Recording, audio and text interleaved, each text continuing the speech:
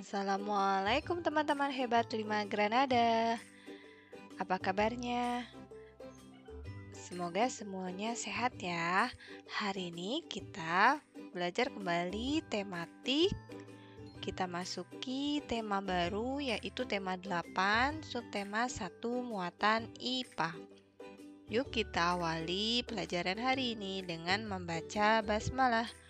Bismillahirrahmanirrahim. Pentingnya air bagi kelangsungan hidup makhluk hidup. Makhluk hidup sangat memerlukan yang namanya air untuk kelangsungan hidupnya. Nah, sampai saat ini hanya planet Bumi lah yang memiliki ketersediaan air. Itulah yang menjadi salah satu faktor satu-satunya planet yang ditinggali oleh makhluk hidup. Air di bumi itu berputar prosesnya dalam satu siklus secara terus-menerus dari permukaan bumi kembali lagi ke atmosfer, kemudian kembali lagi ke permukaan bumi. Nanti kita akan pelajari bagaimana siklusnya. Nah, berikut adalah contoh pemanfaatan air oleh makhluk hidup. Yang pertama, air hujan yang jatuh meresap ke tanah disimpan sebagai cadangan bagi makhluk hidup. Yang kedua, air mengalir dan memenuhi sungai dan danau yang berguna untuk makhluk hidup. Karena di sungai pun juga ada aktivitas makhluk hidup yang hidup di air, contohnya ikan. Selanjutnya, air di dalam tanah diserap tumbuhan juga dilakukan oleh tumbuhan untuk membantu proses fotosintesis. Masih ingat proses fotosintesis, bagaimana proses tumbuhan bisa memproduksi makanannya dengan bantuan cahaya matahari. Nah, selanjutnya air menjaga kelembapan, suhu dan iklim di bumi. Jadi dengan adanya pengaruh air, iklim di bumi ini berbeda dari satu wilayah ke wilayah lainnya. Nah, teman-teman, bagaimana nih proses terjadinya siklus air? Teman-teman sudah pernah dengar? Jadi, air itu tidak akan pernah habis walaupun terus-menerus digunakan. Kenapa, teman-teman? Karena air yang ada di permukaan bumi itu selalu tetap. Karena dia hanya mengalami putaran air atau siklus air. Siklus air ini adalah proses perputaran air yang terjadi terus-menerus dari permukaan bumi ke atmosfer kembali lagi ke bumi. Ada 3 tahapan siklus air yang teman-teman perlu kenali. Ada yang namanya penguapan atau nama lainnya evaporasi, dan pengembunan nama lainnya kondensasi, dan yang ketiga adalah hujan atau disebut presipitasi. Teman-teman bisa lihat gambarnya lebih lanjut. Di sini dimulai dari mana, teman-teman? Air yang ada di permukaan bumi, contohnya di laut, mengalami penguapan. Nah, penguapannya ini dipengaruhi oleh adanya panas matahari. Menguap disebutnya dengan evaporasi. Kemudian uap airnya menuju kemana? Ke atmosfer. Di atmosfer ini terjadilah yang namanya kondensasi. Kondensasi itu uap air di atmosfer mengalami pengembunan sehingga menggumpal membentuk awan.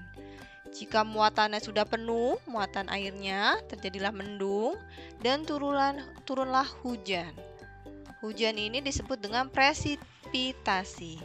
Titik-titik air jatuh menuju permukaan bumi dalam bentuk hujan ataupun salju. Nah, kemudian aliran airnya ada yang meresap ke tanah, ada yang mengalir lagi sungai, danau ataupun lautan.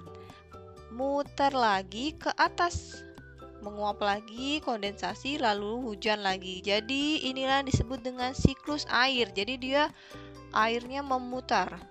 Terus dari bumi ke atmosfer, ke bumi lagi, begitu terus. Sehingga jumlah air di permukaan bumi adalah tetap. Nah, keberadaan air di permukaan bumi tadi, jadi kalau misalkan teman-teman ada pertanyaan, banyak air di permukaan bumi itu berubah atau selalu tetap? Jawabannya adalah tetap, tidak berubah. Nah, selain tadi air kembali ke lautan, ada juga air yang meresap ke tanah. Proses penyerapan air ke dalam tanah dinamakan apa, teman-teman? Infiltrasi. Infiltrasi adalah proses penyerapan air yang masuk ke dalam tanah. Nah, sungai merupakan sumber air yang banyak dimanfaatkan oleh makhluk hidup. Sungai itu terbentang dari hulu ke hilir. Nah, bedanya apa nih hulu ke hilir? Hulu itu merupakan bagian awal terbentuknya sebuah sungai.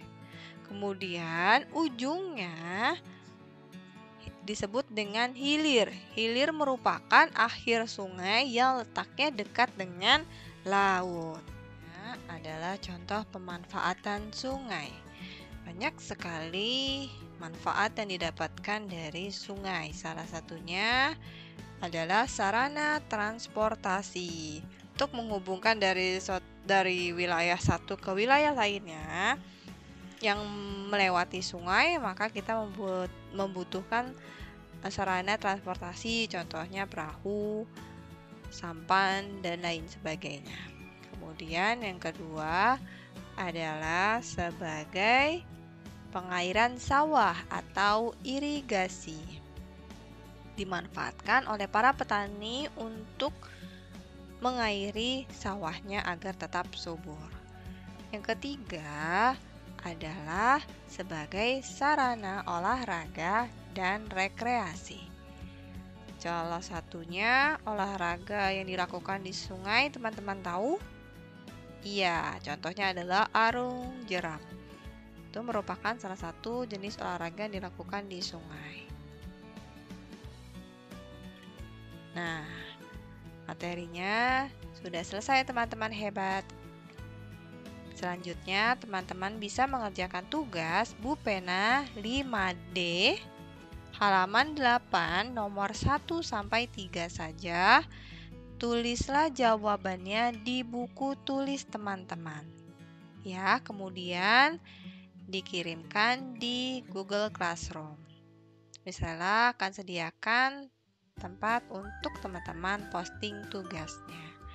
Kita tutup dengan mengucapkan hamdalah, alhamdulillahirrabbilalamin. Sampai ketemu di pertemuan selanjutnya.